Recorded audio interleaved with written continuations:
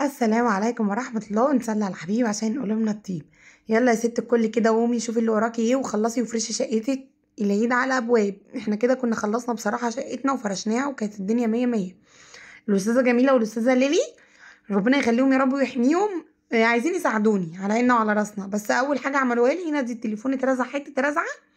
بس الحمد لله ما وقعش على الارض، الحمد لله يعني الدنيا ايه، لمتها على قد ما قدرت الحمد لله يعني. هو ما كانش قصدهم بصراحة. بس قالوا لي يا ماما احنا عايزين نساعدك وبتاع، قلت لهم طب يلا تعالوا. اشيل الفرش دوت ياخدوه يحطوه لي ناحيه الغساله هناك. اشيل معرفش ايه يدخلوه جوه على السرير. ازايز الميه يدخلوها جوه على الرخامه. عارفه انتي اللي هم بيساعدوا. بس نصيحه مني، ما تخليش عيالك يعملوا معاكي حاجه. نصيحه مني، هتعملي 100 شغلانه وهم مش واقفين تحت رجلك. طول ما هم واقفين تحت رجلي بيعصبوني وبيضايقوني، وبصي عايزه ان انا اضربهم. بجد والله ما. انا عارفه ان هم يعني يشكروا على عيني وعلى راسي يا ست جميله انت وست لولي. عارفه ان انتوا عايزين تساعدوني والله، بس الموضوع بيبقى مهلك بجد والله، بجد بيبقى مهلك. إيه، بيلخموني. إيه، ما بعرفش كده، تحس ان انا مش عارفه اخد راحتي. يعني انا عندي ممكن اعمل 100 شغلانه بصراحه، اطبخ وامسح واغسل واهد البيت وابنيه. بس هما يكونوا كده على جنب. لا، روحوا العبوا. روحوا شوفوا لعبكم فين وشوفوا دنيتكم فين كده وروحوا العبوا. تقريبا كده مش انا لوحدي، يعني احنا تقريبا كل الامهات كده. ربنا يبارك فيهم، ربنا يحفظهم، ربنا يخليهم لنا. يا رب نشوفهم زي ما احنا عايزين، يمين يا رب العالمين. يا رب شوف بناتي دول احسن بنات، وتشوفي اولادك انت كمان تشوفيهم احسن مناصب وحاجه عاليه كده دايما، امين يا رب العالمين. دايما جميله وليلي، جميله نفسها تطلع طياره. نفسها هي اللي تسوق الطياره وتطلع طياره. وليلي تقول لها انا اللي اصلح الطياره وانتي تسوقيها. يعني هي عايزه تبقى مهندسه طيران، الاستاذه الصغيره استاذه ليلي. وجميله عايزه تبقى طياره، تبقى كابتن طيار. يا رب يا رب يا رب يكتبها لهم عن ربنا يكتبها لهم، يمين يا رب العالمين. يا رب ربنا يكتب لك كل حاجه انت نفسك فيها واولادك نفسهم فيها. دايما كده يرسموا الحلم بتاعهم ويدعوا. وطول ما هم بيكبروا كده وبيذاكروا يدعوا بالحلم اللي هم نفسهم يبقوا بيه. يعني نفسه بقى يطلع ضابط، نفسه يطلع دكتور، نفسها تطلع مهندسة. دايما كده عرفيهم حلمهم وهم صغيرين. ما يقعدوش يقولوا مرة لا ده انا هبقى دكتورة، ومرة لا ده انا هبقى مهندسة، ومرة لا. عشان يبقوا عارفين التخصص اللي هم هيبقوا ماشيين عليه، واللي هم هيبقوا عارفاه انتي القرار بتاعهم مش هيتغير. يعني انا بقول لجميلة، جميلة الكبيرة، دايما اقول لها قرارك مش هيتغير. انت خلاص عايزه تبقي كابتن طيران، خلاص كابتن طيران. مش بعد سنتين تلاتة تقولي انا عايزه ابقى مهندسه، تقولي لا انا خلاص انا مقرره. فدي حاجه برضو انا بحب ازرع فيهم، اللي هم القرار.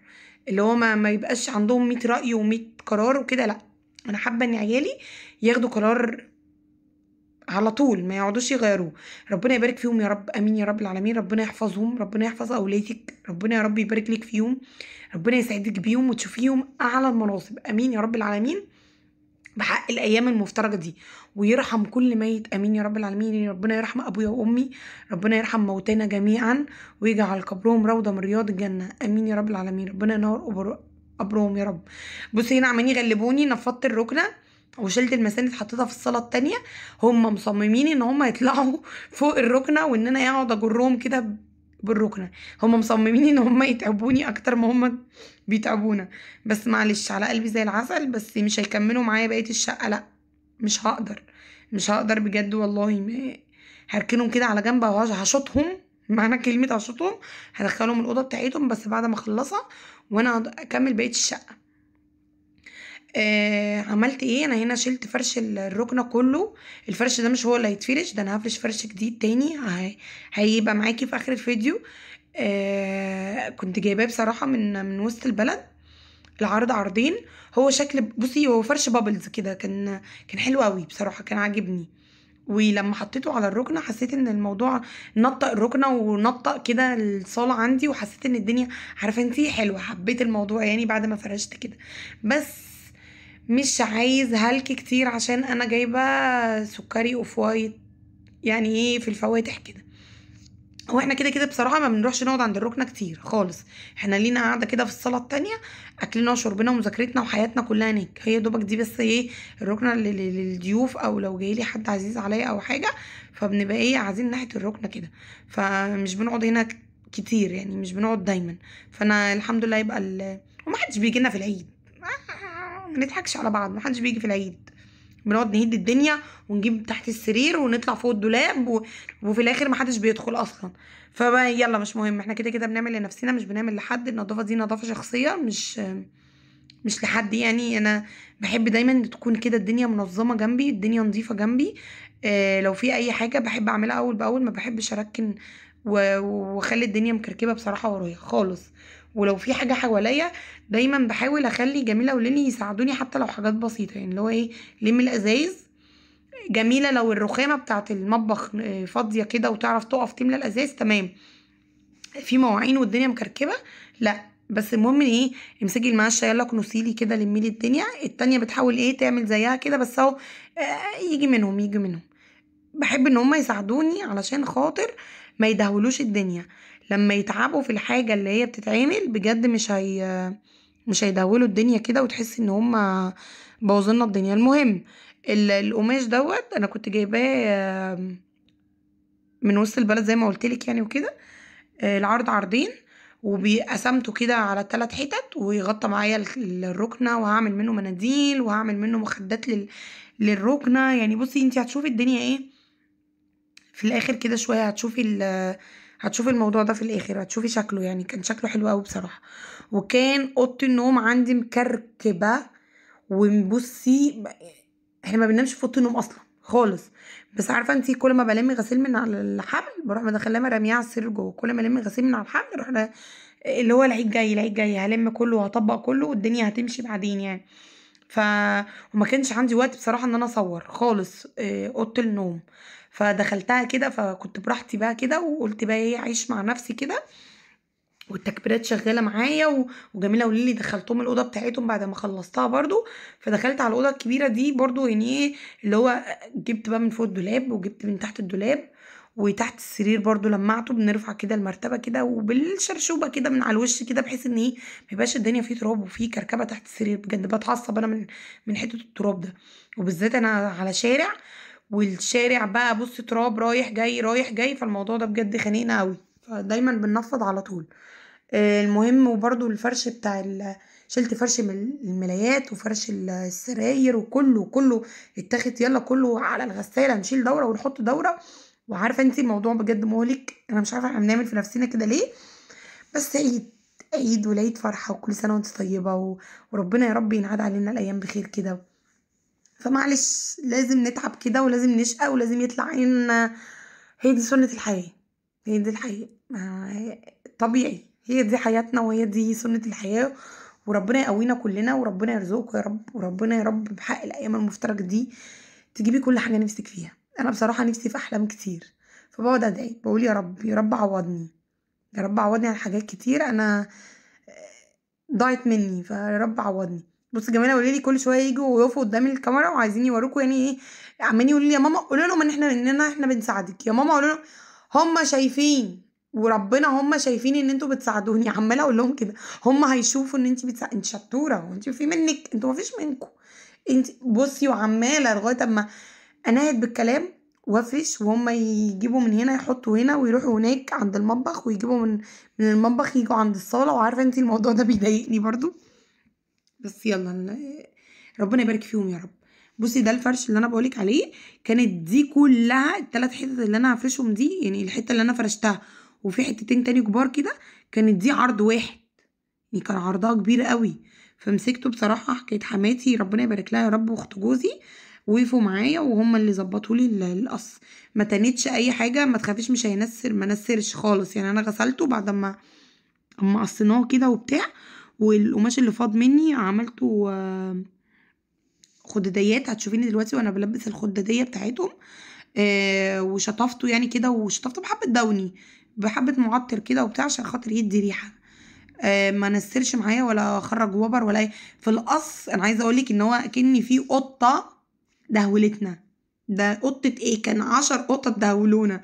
بس لما شطفته بعد ما شطفته نزل الوبر الزياده اللي فيه وخلاص، ما فيش اي حاجه يعني. انت لو جيتي قعدتي عليه بعد كده بعد ما شطفتيه كده وبتاع منزلش وبر. بصراحه عجبني قوي، حسيت ان الركنه كده نطقت وده اللون المناسب اللي كان ايه مع اللون الركنه بتاعي. عندهم الوان كتير قوي قوي قوي على فكره، عند بتاع القماش كله، يعني مش لازم وسط البلد، موجود في كل حته، موجود وفصلي كده. وبصي يقول لك ب 400، لا اقول له ب 300 نزلي على طول كده. ف موجود في كل حته يعني بصراحه. وفي بقى خامات، خلي بالك عشان في خامه خفيفه وفي خامه تقيله. دي خامات تقيله، في خامه اخف من دي بكتير، تحسي ان الموضوع غسلتين تلاتة كده وهتلاقي الموضوع لا. انما دي خامته تقيله جدا، والوبره بتاعته تقيله، البابلز بتاعه ديت اللي هي الحتت اللي هي مضلعه دي تقيله، ما تخافيش يعني. كنت اقول حاجه تاني، انا دايما بنسى، مش عارفه بنسى ليه. بس يعني عقبال ما افتكر انا هنا. بصي دي كان شكل الخداديات.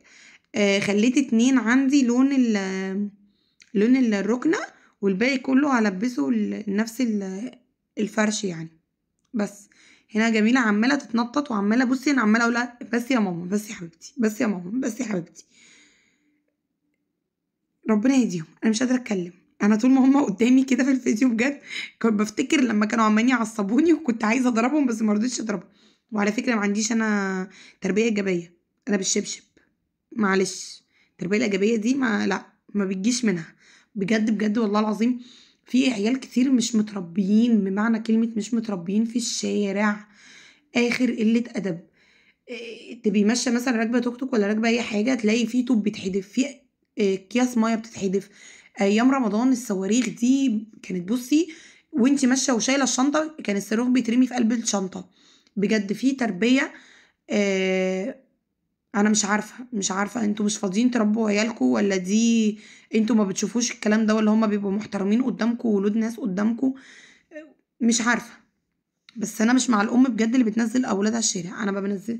مستحيل جميله وليلي ينزلوا الشارع او يلعبوا في الشارع خالص. عايزين حاجه ولا في حاجه بنزل معاهم، او بيستنوا باباهم لما يجوا بالشغل بصراحه، وبننزل سوا نجيب لهم طلباتهم ونجيب لهم حاجاتهم ونطلع. انما حته اني انزلي او روحي او تعالي او هقف تحت شويه، ما عنديش انا الحته دي خالص خالص. ما عندناش بصراحه الموضوع ده. فهم على طول في البيت، اهو بيطلعوا طاقتهم معايا، مغلبيني بس بيطلعوا طاقتهم معايا. ربنا يحفظهم يا رب ويحميهم. هنا بصي كان فرش الركنه بقى، حسيت ان الركنه بجد الموضوع فرق معايا. الموضوع نطق كده معايا وفرق معايا بجد. شكلها حلو ما شاء الله، يعني الله اكبر، كان شكلها جميل. فعارفه انت مجرد ما بتجيبي حاجه جديده، او بتجددي حاجه جديده، او بتعملي فرش جديد، او بتعملي اي حاجه بسيطه خالص في شقتك، بجد انت بتحسي بفرق. بجد بتحسي بفرق، بتحسي ان انت جددتي او حتى لو كانت بسيطه، والله بتحسي بجد بجد بتحسي بفرق. هنا كان السجاد طبعا انا كنت غاسله السجاد كله وشايلاه، وهيجي بعد العيد برضو هشيل السجاجيد على فكره. انا مش من الناس اللي بتحط سجاجيد في الصيف. طول الصيف كده بحس ان الدنيا ايه، لا يا يحط حافظه، يحط يا شيلها خالص. وتلاقينا بقى رايحين جايين بالشرشوبه كده والم الدنيا، عشان خاطر ايه، مطرح لو العيال بتاكل ولا بتعمل حاجه، تلاقيني عماله الم كده والم كده او اكنس، او لو في حافظه بمسكها انكتها كده خفيفه خفيفه. السجاجيد بجد بتبقى مهلكه ومتعبه قوي. فالحافظات مغسوله وشايلاها، السجاجيد كلها كانت مغسوله الحمد لله يا رب. الف حمد وشكر ليك يا رب، ربنا يدينا الصحه والعافيه. الستاير عندي الشوفونات بس اللي غسلتها، ما غسلتش الستاير التقيله، لا شوفونات بس اللي اتغسلت بصراحه. وهنا اوضه الاطفال الستاير دي كلها كانت نظيفه، ما كانش فيه، لاني الشباك مقفول والدنيا مقفوله وعلى طول بنفض وكده.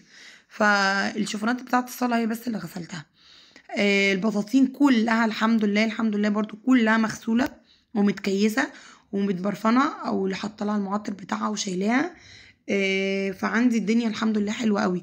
الحيطان برضو عملت ايه، كان النص التحتاني، النص الفوقاني حلو قوي ونضيف الحمد لله، برضو بنفضه كده.